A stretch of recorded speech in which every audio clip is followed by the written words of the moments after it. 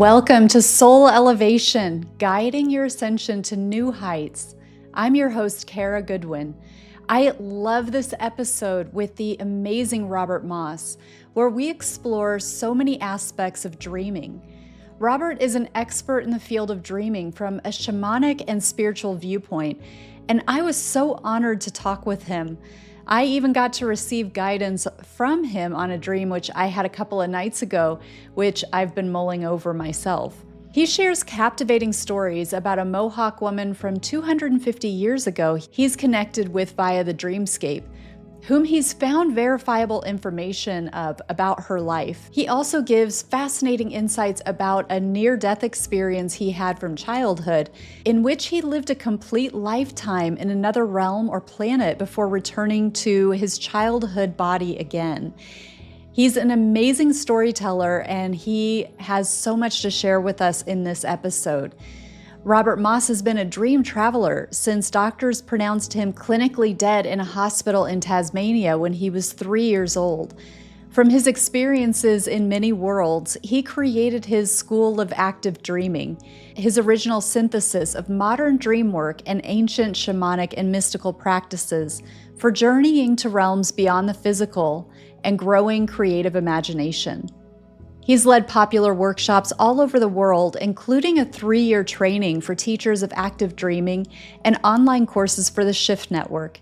A former lecturer in ancient history at the Australian National University, he's a New York Times best-selling novelist, poet, journalist, and independent scholar.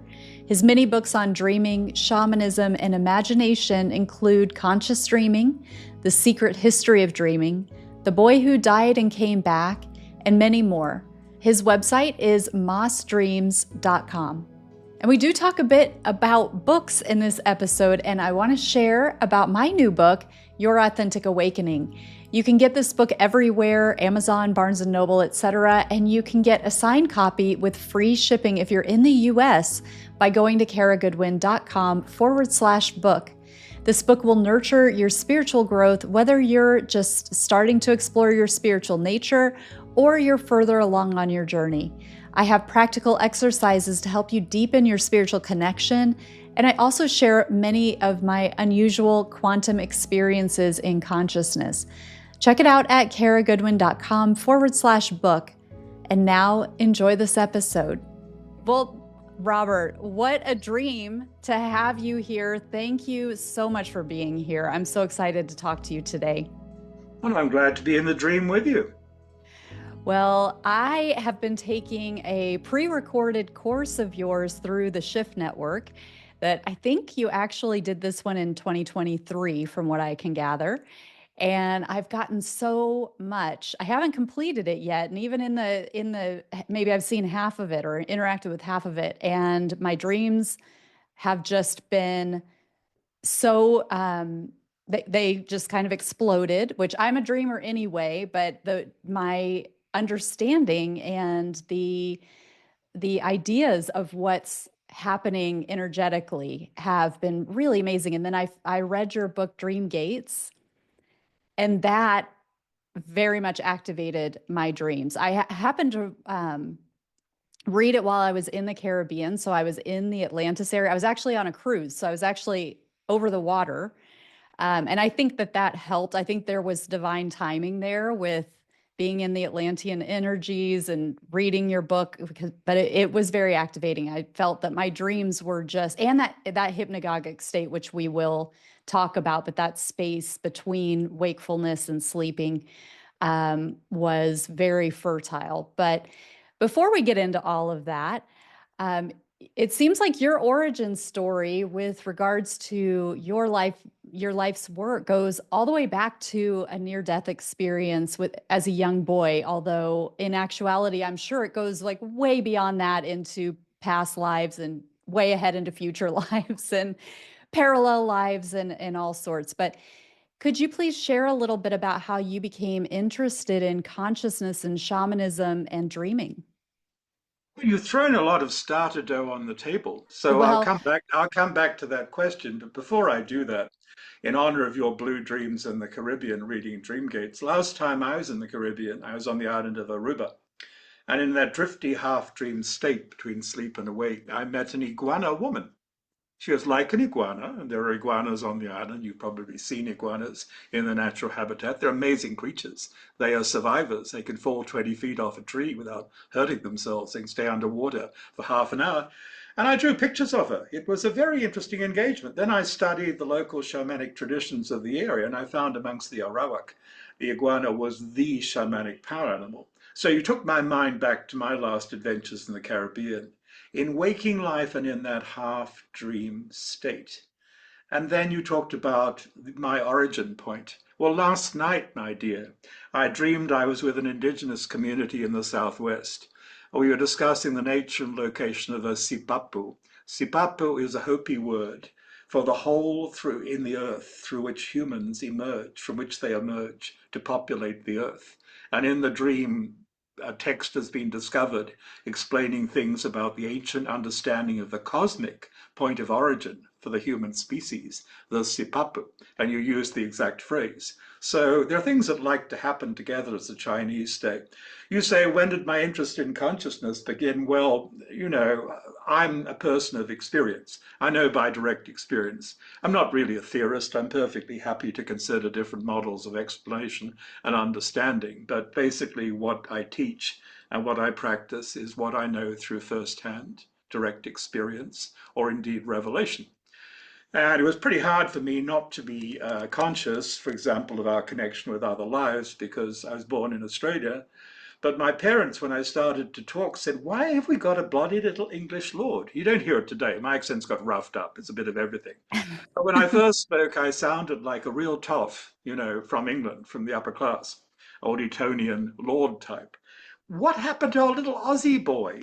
So we understood at the very beginning that I had a strong connection with England, which many Australians do, but it was something that extended beyond genetics and beyond family trees. So I knew from very early in my life that I had some connection with a Brit of the upper class, but not a boring, pompous Brit. He's a Royal Air Force pilot, belonged to Magical Order, a dashing chap.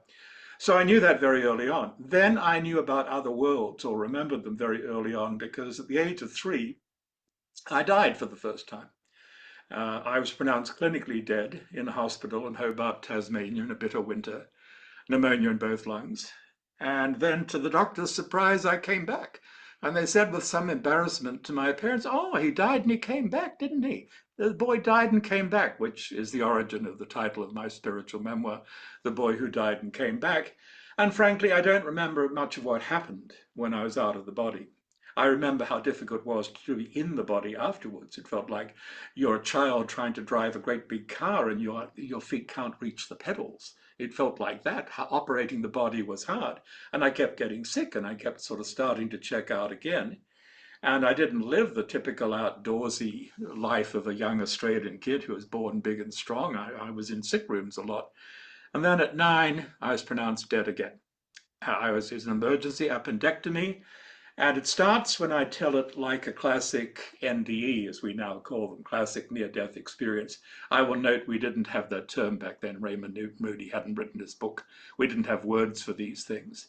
So near-death experience meant nothing at that time. It was a useful term later on. My experience starts out like that. Okay, out of the body, under the ceiling of the operating room, don't want to watch the mess of the blood and the surgery, don't want to listen to the nurses' gossip, get out of there. Or there's my mother grieving, don't want to be around her tears, only boy, feeling guilty for being sick all the time. Oh no, let's go outside and do something fun.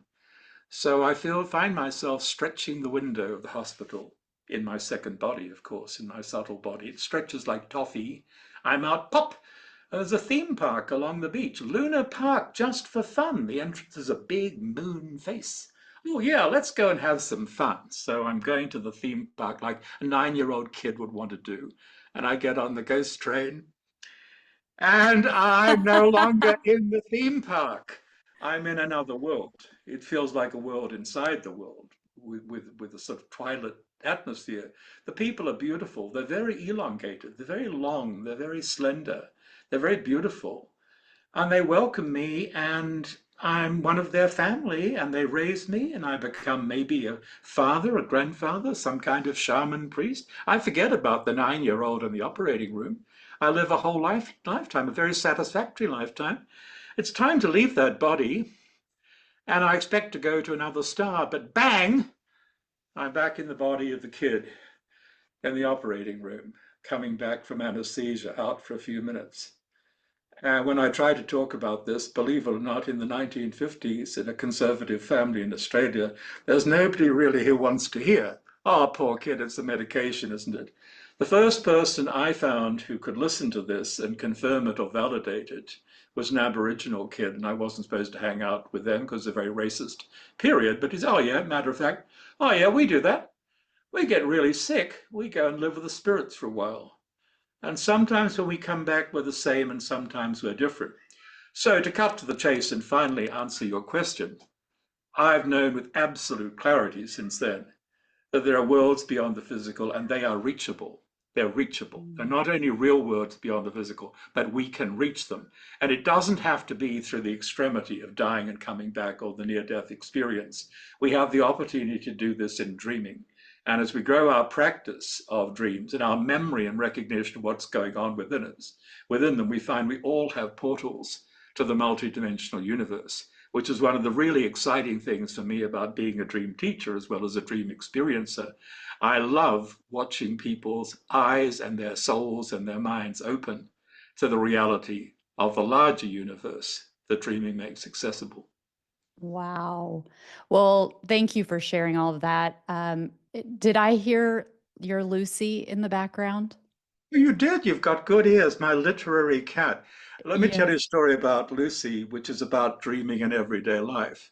Lucy, well, first of all, Lucy inserted herself in my mind twice before I met her.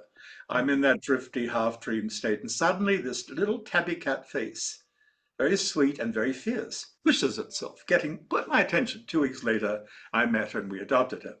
Since then, I mean, she's many things, but she likes to express her opinion about my reading, and I read a lot. I'm surrounded by thousands of books, and she'll sometimes nudge one, read this, or push one aside, ignore that. But here's the best Lucy story as a literary cat. It's a dreamlike episode in waking life. My favorite Latin American author is Borges, Jorge Luis Borges, whose stories are very dreamlike and very compact. And I'm reading a charming memoir by Jay Parini, a well-known American author, of his time as a student driving Borges, the blind Argentine novelist, around Scotland. And Borges, pulling various kinds of stunts. And Lucy comes over when I put the book down on the ottoman at my feet, and she sniffs it and she licks the spine. And I'm like, she licks the spine. What? I mean, this is excessive. And I return to my reading. 2 pages later, Borges is in a library, a library funded by Andrew Carnegie in Scotland. He's blind, and he's led into the sort of rarest of rare books room with the librarian and with Jay Parini, his American escort. And he takes a first edition of a book of Sir Walter Scott off the shelf and he sniffs it and he licks the spine. Oh my The word. librarian is horrified. I mean, but he's a Nobel Prize winning novelist, so you don't necessarily just clamp down. But it's a shocking scene. You take this exquisite, valuable edition and you lick the spine. So look at that. My cat licks the spine Wow. of a book about Borges, in which 2 minutes later, I'm about to read how Borges licked the spine of a book in a library in Scotland. So when Wow. people ask me about dreaming and reality, I say, when are you going to wake up to the fact that you're dreaming right now? This world can operate with anaeric logic, with the logic of a dream if you pay attention, and perhaps it's doing it whether you pay attention or not. It's all a Yes. dream. It's all illusion. It's all reality. It's all three Wow. things: dream, illusion, reality. It's like that in any of the worlds we normally have access to. Wow. I mean, that is so profound. And it brings to mind a couple of, if we want to call them synchronicities, although that's a synchronicity just that is way beyond synchronicities where, I mean, that's random that a cat would lick the spine of a book and then you read about a character doing that in that book 2 pages later. Like that's unfathomable, unfathomable. But when I was watching an interview with you yesterday, um, I had received a voice note from a friend of mine who talked about this in the hypnagogic state that she had turned into an eagle. So she first saw the word eagle, and then she's like, and I could feel my face changing. I felt the wings coming in. And she that was at about 8:30 in the morning. And then at lunchtime, I watched this video, this interview, I don't know, it was maybe a year old or something. And you talk about turning into a hawk. And the way that you described it was so similar to how my friend just described turning into an eagle. And I was like, how often do people talk about turning into birds? Like, this might be the only two times in my life that I've been privy to this description of it. So, Well, our ancestors would not have been surprised at all because they used to turn into birds in energy bodies. They appreciated people who were particularly gifted dreamers, i.e., shamans, who could do this. I remember a Jungian psychologist I know went out to the central desert of Australia, my native land, and he goes out among the Pigeonjara thinking, well, wouldn't it be cool to understand how Australian Aborigines dream and work with dreams? So here he is in the bush with his interpreter talking to an elder, a spirit man, a shaman, a dreamer of the Pigeonjara, and he's explaining, I don't know how you do this in Pigeonjara, but he's trying to explain what a Jungian practice is like. And he speaks for a while, and there's some translation, then there's absolute silence, just the buzzing of the blowflies. And the Jungian says to the interpreter, well, ask him what he does with dreams. And the answer comes back, oh, mate, he says he becomes an eagle. And the Jungian psychologist starts discussing the eagle archetype and the symbolism. Oh, no, mate, says the interpreter, you don't get it. He becomes an eagle. And they mean it. He becomes an eagle. It means that in his energy, they're not talking necessarily about the physical body, but they're talking about shape shifting in the astral body or the dream body and being able to operate that way, or indeed about being able to send a part of your own energy in that form to do something at a distance, to see something over those mountains, to communicate with someone on the other side of the continent. Every indigenous dreaming tradition knows about this. I won't say it's routine, but it's accepted and recognized as what powerful dreamers do and what the community likes them to do because it's useful. And I would add this, it's in all our ancestry. All of our ancestors knew about this kind of thing. Some of our societies were faster to forget than others. And Western society, leading, the industrial race and then the post-industrial race and so on, almost forgot about it, which is why so many people are now running off to take hallucinogenics and so on, because which has been part of practice in many traditions, of course, but not necessarily part of the necessary practice of a master dreamer. Master dreamers don't need that. But we forgot how to do it, you see. And some mm, of us are bringing it back. And because of my life and my dreams, I'm one of those. yes. Well, and that leads very beautifully into you have a unique and I think advanced perspective on dreaming, and you believe that it is more than this mainstream accepted standard of us shutting down and our brain kind of processing the sensory input from our days. And you have wildly verifiable evidence to back up this perspective and amazing stories. And you write about these and you write about them in your book and you share them in your workshops and your courses. Talk about what you think some of the opportunities are in dreaming that we have forgotten. It works in two main ways when you talk about opportunities or gifts. First of all, dreaming is our passport to the multiverse, to the multidimensional reality, where all sorts of things are available. You want to know what happens after death, or you want to meet people who've died, you can go there. As a matter of fact, you probably go there any number of times, whether you recognize it or not, and you're visited by people who live there. You want to know whether the many worlds hypothesis in physics is for real, that there are parallel worlds, and there are any number of parallel worlds where you made different choices. Might be interesting to see how that's going. You can do it. You want to go to places of healing, discovery, initiation that shamans, mystics, and creators have always wanted to go to, you can do it. Dreaming is your passport. Dreaming is a way of getting out there, of getting beyond the veils of consensus reality, of getting beyond the consensual hallucinations into a deeper world. And the universe available through dreaming is vaster by far than the physical universe. So there's that, a way of getting out there to interesting places where it's worth spending time, to places of creation and indeed of invention and generation and manifestation, because one of the realms you can go to is the imaginal realm. We learned to call it that from the medieval Sufi mystics. Some of us, it's a realm of true imagination where what is beyond form and beyond thinking meets the possibility of turning into a form that can be manifested and understood and interacted with by humans who live in worlds of form, a place of creation. And on this side, of course, real magic is the art of bringing gifts from another world into this one. And we do this with our dreams, where we learn to reach not just the arid analysis of a dream, not just to look at it as a text or to reduce it to the way different parts of the brain light up or go dormant during sleep. I mean, that's really so reductionist, so boring, so sterile. Real magic is bringing something from a deeper world. And when we look at our dreams for energy, healing, insight, guidance, indeed specific information and solutions we didn't have access to. And we look to our dreams for things that are not on the table or not recognizably on the table in regular life. We find we have a way forward. And this is why, I mean, I'm a historian. I started as a junior professor of ancient history. That was my first job. As I look over the whole sweep of history, it's very interesting to notice the societies that gave most value, most importance to dreams and dreamers are often at the edge of survival. They're often in very difficult situations and they need connections and resources beyond the obvious. So dreaming, unlike some Western fantasies about this, has never been a sort of crystal shop activity for real societies. Not something on the fringe, not something for New Age soap bubbles, not just for random, or either for random self-pleasuring fantasy experiences, as some of the lucid dreamers seem to be having.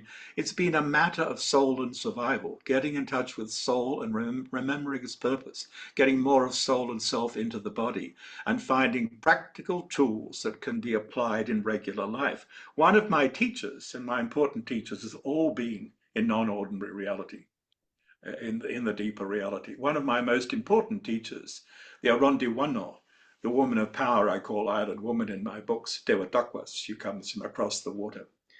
After she called me and I took the form of a hawk to get to her. And I thought, after years of contact, what is really going on here?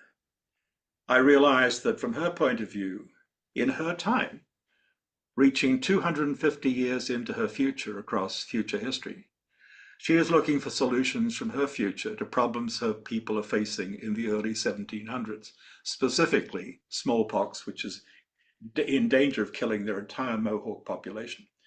And although I don't know about smallpox or epidemics and am not a physician, I found myself doing detailed research on how the first cures for smallpox came to the American colonies through inoculation as observed in an African slave. And I put the story in my historical novel, The Firekeeper, of how a cure for smallpox was brought to the Mohawk people. I'm not saying that she and I accomplished, this factually, but I'm saying, and I'm getting into the personal detail because you want to have the personal detail, you want to know this person knows something about what they're talking about. What I'm saying is I learnt with her, not just from her, but with her, as one of my friends across time and dimension, that one of the things that powerful dreamers do is they reach across time for the help and healing of a whole community. And she was doing that. On the one hand, she's reaching across dimensions to remind me of things my ancestors understood.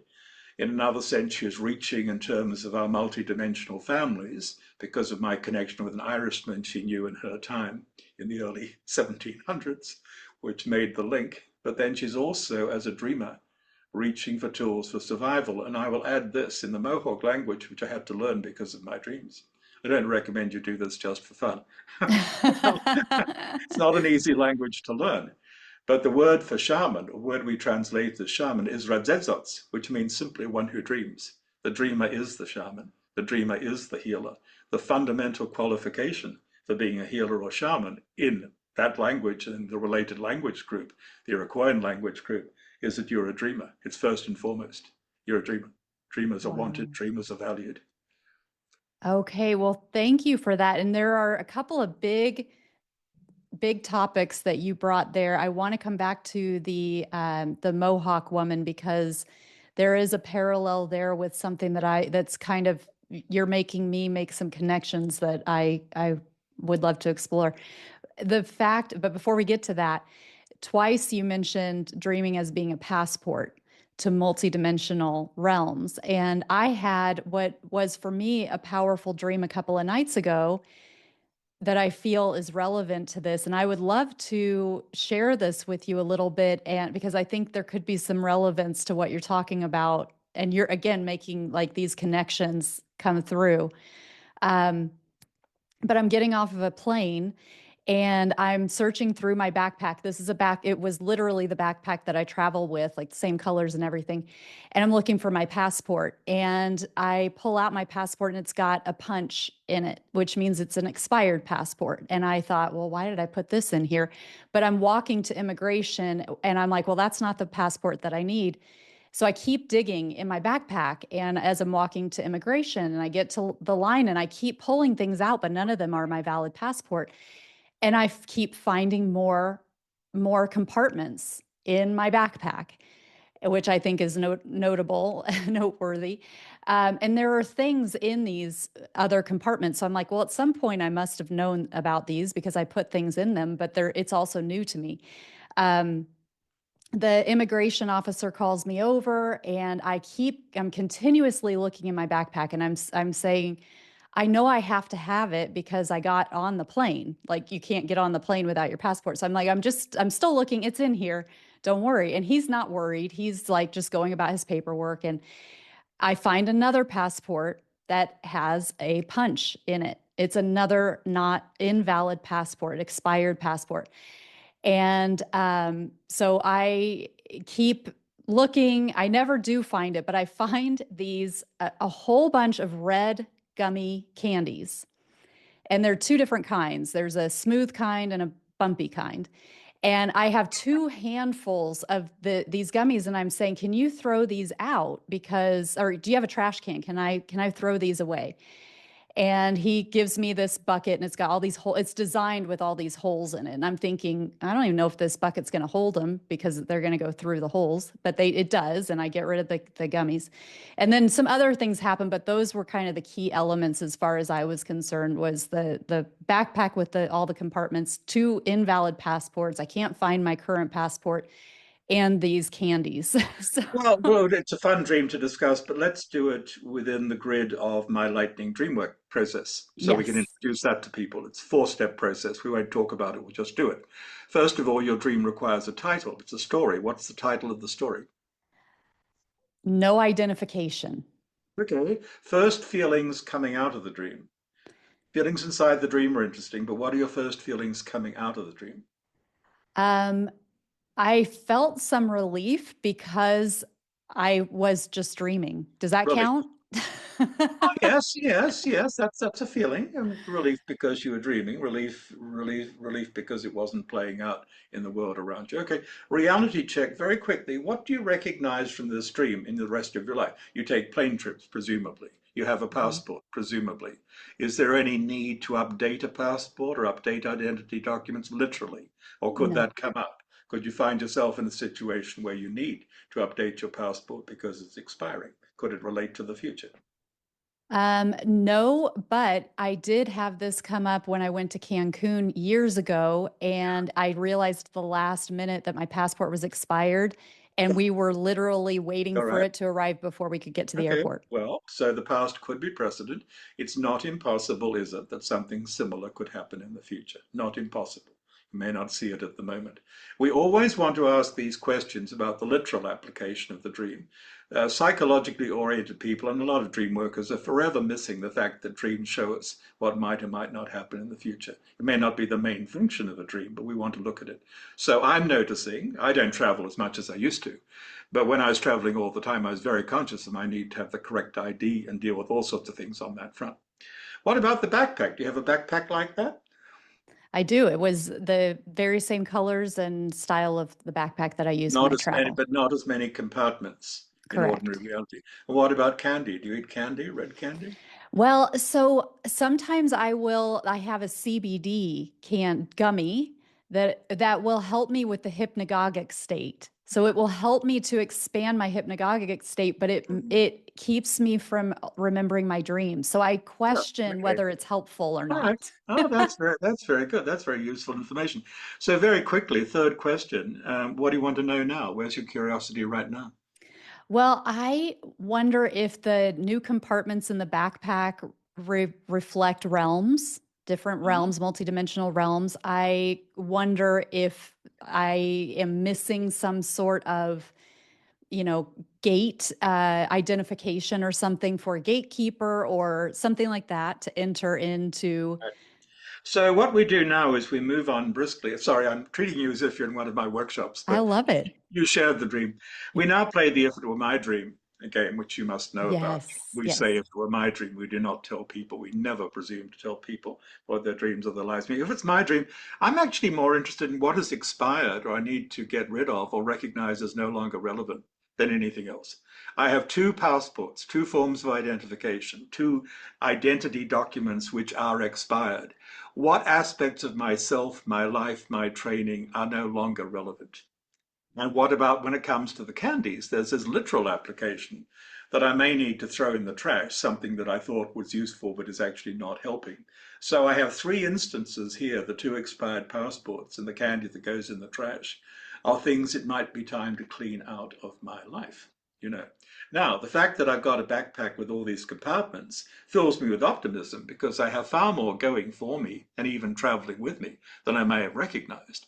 So I want to get my head back inside the dream and root around in those other compartments and see what is there. I might also, if I can get back inside the dream, want to try to talk to the very tolerant fellow at the immigration or passport control. He is letting me put my candy in his trash bucket. He's not rushing me that I'm an idiot with two expired passports. I mean, what a friendly guy, what a friendly gatekeeper. And whether I do it by the dream reentry technique, something I teach and practice myself, which you must know about, you make it your intention to journey back into the dream. In a workshop, we might use shamanic drumming. At home, I'll just use my intention and pull up the image and try to go into it. But I might do it just as a written dialogue. I might just sit down and picture that the immigration official is in front of me and ask him some questions and ask him to help me find what I'm searching for because he's so tolerant. And I know, I mean, he could be actually a stand-in for some figure I will meet at a customs control booth or whatever in the future. That's not impossible, and that's not contradictory to the other things that I'm talking about. Dreams could have multiple levels of meaning and application. But if I'm going to take him for an archetypal or generic figure for the moment, he is a form of the gatekeeper. And I'm very interested in the forms of the gatekeeper. So I'm going to make it my game, probably as the first action, to sit down and write a dialogue with this gatekeeper. Ask him some questions and see what emerges from both of us, just letting flow what wants to flow. Ah, So, and for temporary closure, I mean, that would be my immediate action plan. For temporary closure, I want to make myself a bumper sticker. I mean, a mantra, a banner, a chiron, something that carries some energy or guidance from the dream. What would that be? What is the phrase that carries from this conversation? oh, Something that you want to hold on to? that's a good question. I think it's again around the identity, but wow, my, oh goodness. I guess I'm not good on the spot.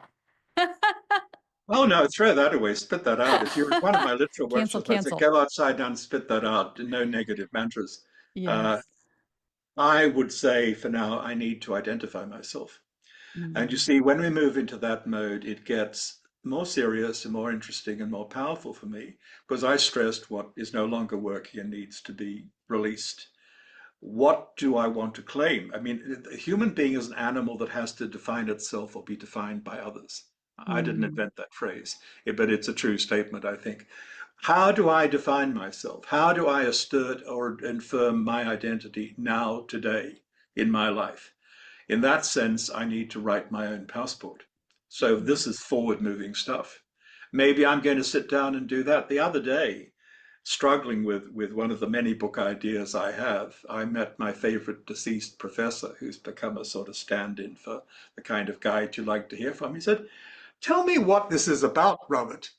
I had to identify its fate in one sentence, what it fundamentally was about, and I gave that sentence. I'm so happy with it. It's given me clarity and orientation for the book. I had to identify my book, and I've got millions of words. So if I am you, I have to identify myself, sit Mm. down and write a paragraph that is my self identification in my life right now. That's an interesting assignment. I That like. is. Yes. Yes, I do love that. Thank you. And you bringing to light too the gatekeeper and these qualities of the gatekeeper. It part of the where I said the dream went on a little bit. I had a friend who had gotten through immigration. And she got a boat for us, and she came back and she said our boat's coming and in a certain amount of time or whatever. And the immigration person said, okay, I wouldn't take that boat if I were you. There's a later one, but you'll get there faster. And so I'm telling my friend, well, he says we should take a different one and so forth. So he really was like watching out for us, and just a beautiful part of the A dream. friendly gatekeeper is always a good thing. It's also an example of one of the rules of living by synchronicity. For every setback, look for an opportunity. So you're Mm, held up, but it's in order to be told a way in which you will not be held up with the next stage of the journey, for example. Very small, mm. benign example of finding an opportunity in a setback. Yes, I love that. Well, thank you for taking us through that. And I do love that process that you have that you share in your courses and your workshops to help us get more from our dreams and to internalize them and embody them more. Um, the other piece that was fascinating to me is talking about the Mohawk woman and the connection that you have to this woman from, did you say 200 years ago, 300 years ago? 250 years ago, she was in 250. her heyday in the early 1700s. Okay. And I mean, just say a word about this, about verification.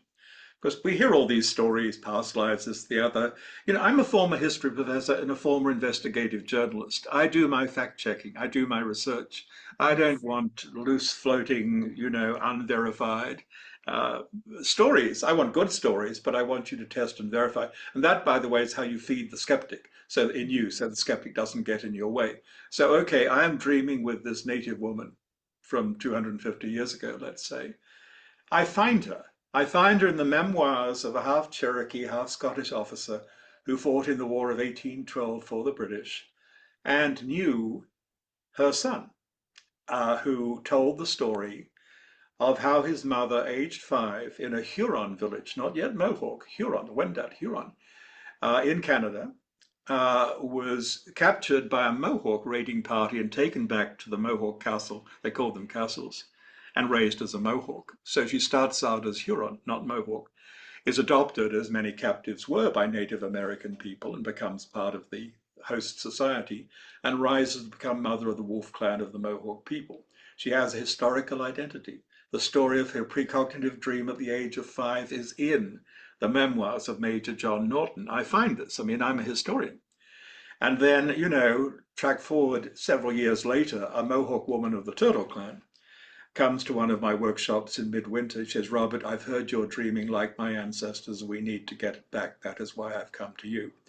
We have some big experiences. And then she invites me to Canada to teach 50 Mohawk speaking women who've never let a non Mohawk or a man into their circle before, to spend a day teaching them to dream again. It's a beautiful day.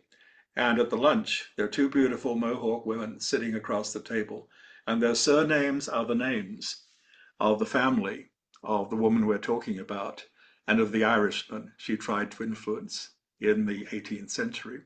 So if you think there's a logic to history, if you think that there's a deeper purpose and a deeper connection in our soul families, I know it. And I wrote about all of this and how it works quite openly in two of my books. One is Dreamways of the Iroquois, or Dreamways of the Iroquois, Americans would say, but it should be Iroquois. But anyway, and the other is The Boy Who Died and Came Back, in which I give the story of my connection with these other lives. And it's not straightforward, it's not linear, not just linear reincarnation, it's a more complex and interesting story. But this is part of what you can explore for yourself through dreaming. I mean, I have my own stories. They're pretty good stories. They excite people and they tend to enjoy them.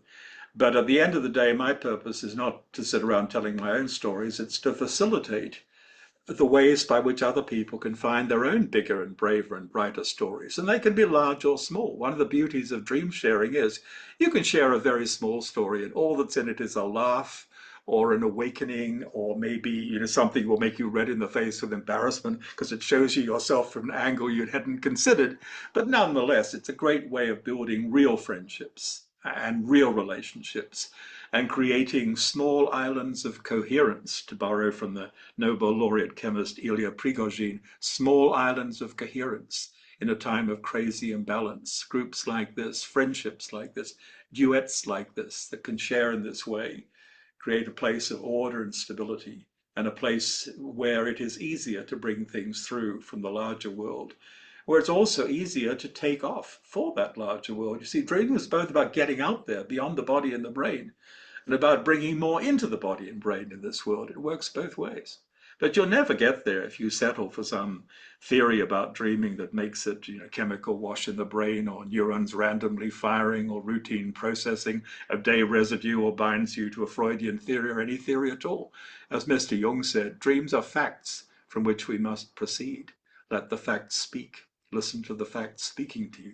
Don't bind them to a theory. So, thank you for that. And do you find that when you dream, are all of your dreams as coherent as a lot of them that you've shared? And are there nights where you don't remember your dreams, or there sometimes I try to write my dreams down and I don't even know where to start. I've only got like such a fragment, or there's more of a feeling and not so much of a story. Well, it's variable. I mean, there are nights when I don't write anything down, not because I have nothing, but because there's been so much that really I'm feeling too lazy about trying to separate out what I want to keep, and nothing feels urgent. That's why feelings are so important. Are you excited? You want to go forward with this? Are you frightened? Does this feel urgent? Does this feel personal? Does this feel like some calamity is about to happen? Does this feel like some party is about to begin? Your feelings will guide you. If your feelings are rather neutral, then there's no real impetus to work on the dream. I mean, if you want to make it your practice to be a dreamer, you'll journal everything you can, just because you'll find it has something in it. But I'll be guided by my feelings about how much time and immediate attention I give. I love doing research, and I'm a very bookish fellow. So when I'm given a dream, it gives me a chance to do some more research, acquire some more books. Despite AI and Google, I still have books arriving in my house every day. I'll do that. That's the first thing I will do. Jung called it amplification, by which he meant he'd go to his own immense library, heavy on mythology, anthropology, archaeology, literature, philology, and he'd follow that strange word or that clue that might be related to an Assyrian myth. And I'm the same. I mean, my days typically start, even before coffee, almost before going to the bathroom, with following a lead from my dream, writing some quick report, but then researching a lead. This morning it was Sipapu, this hole through which the first humans emerge and stop looking like lizards as they did in the underworld, and And start walking the earth like humans. did you And that already was know that word? Sipapu? Sipapu. I'd heard it. I mean, I've been to Okay. the Southwest. I've had big experiences in the Southwest. I was in the dream, my dream self struggling to keep up with the accents and different languages being spoken. Here's both Sipu and Sipapu. Waking, I think, well, it's got to be Sipapu because we're clearly in the Southwest. So I knew something of that. I do receive lots of words and phrases in my dreams that I initially don't recognize at all. And being like most Anglos, a lazy linguist, even if I half recognize something, I may not be able to give you a definition. I mean, this is part of the challenge of bringing things through from the dream world. If we know absolutely nothing about a certain subject, it's very hard to keep anything at all. I used to have a lot of quantum physics, quantum mechanics oriented dreams, but since I'm a bit of a scientific ignoramus, I couldn't really understand the ones that had a lot of terminology, including the ones where someone like Wolfgang Pauli is scribbling formulas on a blackboard. Well, if I had the mathematical knowledge, I might be on the brink of a world-changing discovery, but I don't. I flunked out of math in the fourth grade and really never caught up. So I realized that although my dreams might try out that language, they're not going to prosper very much. When I dream of Wolfgang Pauli, who's a world-class dreamer and helped Jung evolve his theory of synchronicity, well, I dream of Wolfgang Pauli bobbing around in a bathtub like a baby, like a pink round baby. I sort of laugh and think, oh, I can get this. Now, what is this telling me about Wolfgang Pauli and his theory of the universe? I can follow that. Uh, Spoken languages, written languages, I'm better at those because I am bookish and I love Mhm. literature and I'm prepared to read very widely. Nonetheless, unlike my typical Dutch friend is fluent in at least six languages and competent in another 12, you know. Actually, one of my favorite Dutch dream shamanic types says she's now fluent in, I think, 27. And I don't doubt it. But most of us Anglos have it too soft. You know, we're not really required to operate in other languages. I can operate in a few. My Greek and Latin, even though I had a classical education, are very thin. But in my dreams, all of these things come alive. And I get words in other languages as well. It was a word from the old Iroquois family of languages. They actually originally Huron-Wendat word Ondinuk that really oriented my whole approach to dreams. And Ondinuk, contemporary native speakers didn't have it in their vocabulary. I had to find it in the records of Jesuit missionary from the 1600s, who wrote from Huron country, the country of Island Woman, the lady we've been talking about. He wrote from Huron country, these savages say, because they call them savages, these savages say the most important thing about dreams is the Ondinuk. And what is that? It is the secret wish of the soul, especially as revealed in dreams. And they gather, I'm paraphrasing now, they gather round the dreamer in their community in the morning to hear the dream and help them identify the ondinuk, the wish of the soul that is being expressed in the dream, and then to take action to satisfy the wish of the soul. Because they say if this is not done, the dream will become sick and one of their souls will leave them.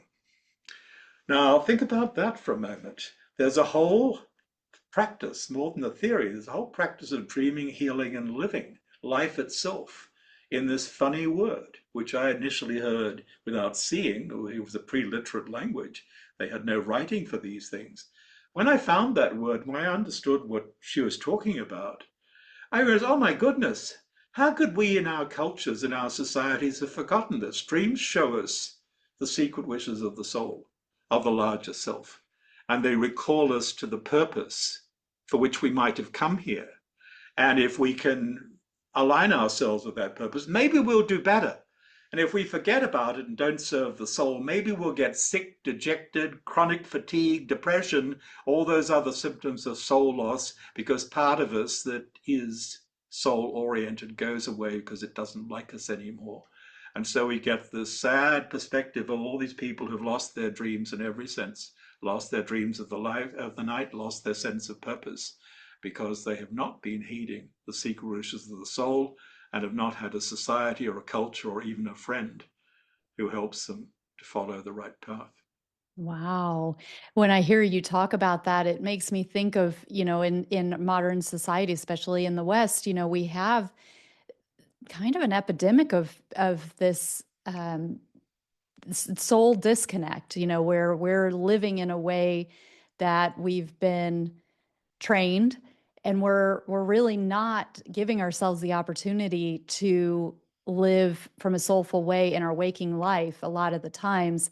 And how strong that can come through, I would imagine, in the dream state when we're so busy, from a day to day, moving from one thing to the next, and this item on my to-do list to this one, and there's really, we're just plowing through life, and then we get that time to sleep. I'm sure it just screams through in our dream state, in modern times, equally as much, I'm sure, as you talked about with with our ancestors, how they were on the edge of survival and how important dreaming is in that state.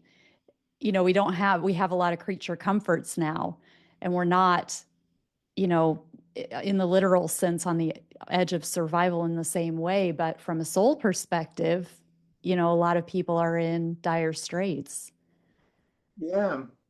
Yeah, and actually, I mean, you and I are talking as reasonably comfortable, middle class Westerners, Euro Americans. A lot of the world doesn't fit the description that you just gave. A lot of Right. the world does not. Let's remember that. That's And true. there are a lot of dreamers there, and there are a lot of dreamers among them who are trying to dream their way out of the horrible situations they're in. And even in our situation, for goodness sake, what the hell has happened to our society, our politics, all the rest of it? Can we somehow redream all of this? Dream our world into a big rollover like a body turning over in sleep and find that everything is better when we open our eyes again? Well, it might sound silly, but I don't know what the answer to that question is. But I do know that in crazy times, having little pods or partnerships, it could be just two people, just with one friend, who can share these deeper stories, which might be light. They don't have to be heavy or complex stories, but they take you beyond the level of ordinary consciousness. They take you into realms of perhaps deeper understanding and deeper application. I mean, again, I think of, the Mohawk in the starving times. It's midwinter, you're running out of food. Your supply of parched corn and meat and dried meat is almost gone. You're going to send a team out on a hunt to try and get you something to eat. Where do you go? And in that extremity, they would ask the dreamers, those who could dream with, say, the wolf or the raven or the hawk, to go out and use the eyes and the pedaling mobility of the hawk to find the game animals, and so they could go out the next day and find the deer and bring back the meat. And it Mm. worked more often than not, because when it didn't work, you didn't give credence to that kind of dreamer anymore, because he or she wasn't that good. You turned somewhere else. So this was part of the survival system, and although we've got all this technology and gee whiz stuff, it is not necessarily irrelevant to how we get by in the most diurnal, practical terms. Because, as I say, it gives you things beyond what is on the table in ordinary terms. So once again, dreaming works both ways. I mean, I see a lot of people in my ambit who come out of, let's say, for example, Eastern philosophical religious traditions and tend to be very correct in the sense it's all about, moksha, liberation from this world and getting off the cycle of rebirth, etc., and reaching some higher standard. Yet dreaming as a practice in Eastern cultures is very clearly about two things, not one. Part of it is about spiritual ascension and liberation. Part of it is about managing in this world of samsara, this world of illusion and repetition, managing and doing better, finding your way better, maybe with a certain kind of detachment, spiritual detachment from the fruits of action that you have to acquire by spiritual ascension. But it's not all about going up the grade spiritually. It's also about bringing things to bear in ordinary life that can get you through. So in my approach to these things, I'm not a mystic at all. I'm a practitioner. I'm practical about it. I think it's impractical not to be concerned about soul, not to be concerned about where your soul is and what your soul wants. I think it's impractical to go around as a hollow person, not serving your deeper purposes and not finding meaning in your life. I think that's very impractical. I also think that, as I say, dreams gives us very specific solutions, tools and suggestions for immediate application. So this is a Yes. practical approach. Right. And I think it was you I was hearing not too long ago in my world, um, but it probably was in your course where that example of the maybe it was the Mohawk woman and her culture, her tribe. Is it correct that there are examples of like the dreamer dreaming of an animal who is beckoning to them? So what I'm thinking of is maybe there was a deer who had an injury or had something and they were ready to go to the next realm and they were trying to draw the dreamer to them to help them to pass to the next realm. The story is exactly like that. And hunting cultures typically are very respectful of the game animals. They respect that the game animal is being asked to give its life to feed another species. So they surround the hunt itself with all sorts of sacred attitudes, sometimes Mhm. sacred rituals. And there's certainly the belief that the dreamer who can find the game animal, the deer, let's say, before it is killed, is asking its permission to take its life. It might sometimes be, as you said, that the game animal is actually offering its life. There are stories like that. And actually, they get deeply moving when you go amongst one of the servad related peoples, the reindeer people of Central Asia, people like the Evenk. Uh, they they Piers Vitebsky wrote a book called The Reindeer People about them. They live with both domesticated and wild reindeer. So they ride reindeer like horses, but they also hunt reindeer. And they say that in every family there is a reindeer who is the willing sacrifice. The reindeer is connected to the big dreamer in the family. Their lives are connected, intertwined. If the human is ill, the reindeer will take on the illness. If the human is facing death, the reindeer may take on their death in exchange for good life, respect, good food, good conditions. And that's a degree of engagement and of mutual sharing, mutual sacrifice, which is really quite extraordinary.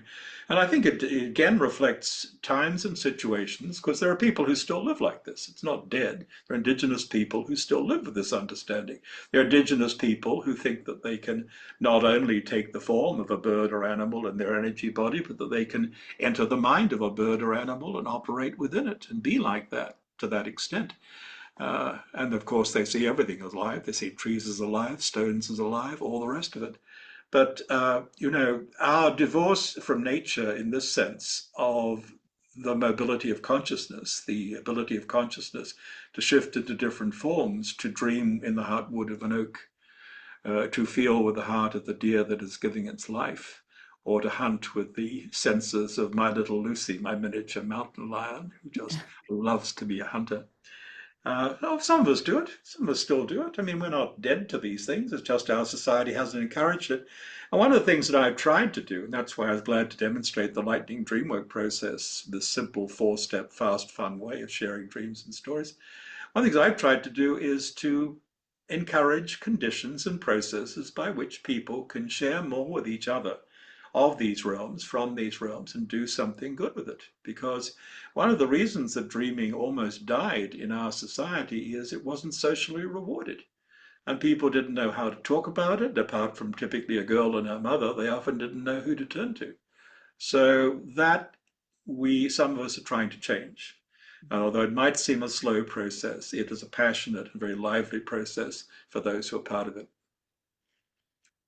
That's beautiful. And I'm sorry, I'm just noticing the time, and I know we're right up against the edge of it. So you do a lot of work with the Shift Network. You've got a wonderful course coming up as we're recording this. And I mentioned the course that I've been taking through them. How can people engage with your work in terms of the courses, the recordings, and your amazing books? Well, they want to go to mossstreams.com, my website. I do teach courses almost back to back for the Shift Network. We're starting a long advanced course, one of whose new features is 9 of the 18 modules are devoted to dreaming with masters.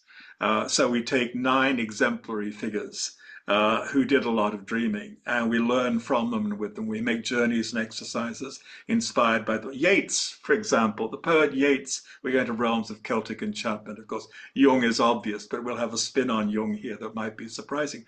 The Mohawk woman, the Mohawk clan mother I talked about, she's another. Harriet Tubman, conductor of the Underground Railroad, whose dreams guided escaping slaves, model perhaps of dreaming for liberation and of the survival of methods from the old world of Africa, for example, beyond what we routinely know about. Then I lead my training for teachers of active dreaming. And we've so far graduated more than 500 from Senegal to Seattle, from Wow. Vanuatu to Victoria. I kid you not. It's Wow. absolutely wonderful. These things work online better than I had thought possible before COVID made me focus on online activities. So you can come, if you like, and go very deep with this in the best kind of intentional family, a family of creative spirits who will cheer you on in your soul's journey and encourage you to deepen your practice. Beautiful. And you have a cornucopia of books under your name. So, because I can see them in the background, and I know you own a lot of books, but you have penned many, many books. And you have an amazing resource on your website so that people can navigate to the best title for them. But where could people start with your work? Conscious Dreaming, which is the first 30 year, it'll be the 30th anniversary next year. Goodness me, Wow, where did those years go? congratulations. Conscious Dreaming was the first, and it's still the foundation book. And I must admit, sometimes when I open it, I think, oh, I could have stopped here. Stopped here. Of course, there's a huge amount of new stuff and exciting stuff in the other books, but I would say Conscious Dreaming is the one um, to start with and to go back to Okay. out of all of them. Now I feel guilty because it's like a father being asked, who's your favorite child? And you've mentioned the oldest. And what about the young ones over here? What about me? I think the Dream Gates, which was my second, which is the Frequent Flyers book, that it was very, very, very radical when first published in 1998. The new edition is from 2010 or something like that. And what I say there is now more understood and accepted than it was. But actually, someone wrote of me like 30 years ago, Robert's problem is he is forever so far ahead of the advancing caravan, he's forever in danger of being scalped by hostile Indians. Which is funny in terms of how life turned out for me, because of course I did, to some extent, go native amongst an indigenous American people. I didn't go seeking it, but it called to me. But anyway, so Dreamgates is a book that's very important in my, The Dreamer's Book of the Dead, which has a lot about my relationship with Yeats and how Yeats turned up and said in a visionary journey I was leading and said, what better guide to the other side than a poet? And then guided me. He wanted to write a book of the dead himself. He had several goes at it. He guided me as I wrote the book and introduced me to characters. And I write about this quite openly. I mean, it's quite astonishing, really, that more people haven't made more or less of it, because it is a remarkable story of communication across dimensions between a writer who is not channeling, but actively and creatively collaborating with an intelligence from beyond this world about things that affect all of us. Well, you've given me some good ideas for upcoming reads for myself. So, Robert, thank you so much for being here and for all of the work that you've contributed to humanity and to making people active dreamers. It's such important work, and I'm really, really grateful for my time with you today. So, what you're doing to spread the dreaming and bring more people to knowledge of all the gifts it holds, and may you live your best dreams. Thank you so much. Thank you for listening to this episode of Soul Elevation. Please take a moment to think about someone in your life who might be uplifted or have their curiosity sparked by this content, and please send it on to them.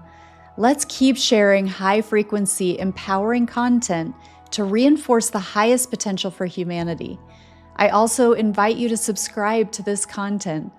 Thank you for your support, and I'll see you for the next episode of Soul Elevation.